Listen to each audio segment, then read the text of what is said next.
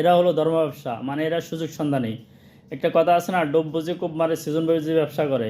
এই যে এই ছবিটা দেখুন, এই ছবিতে কি লেখা আছে, লা ইলাহা ইল্লাল্লাহ দানের শেষে বিসমিল্লাহ।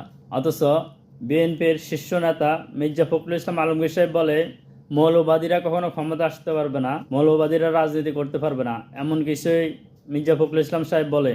অথচ তারাই এক নম্বর মৌলবাদী, যারা আলেমদেরকে মৌলবাদী বলে একটা আখ্যা দেয়। তাদের ভাষা মৌলবাদী বলা মানে আলেমদেরকে খারাপ কিছু বোঝানো, ওদের উদ্দেশ্য এটাই। অথচ নিজেরা এক নম্বর মৌলবাদী।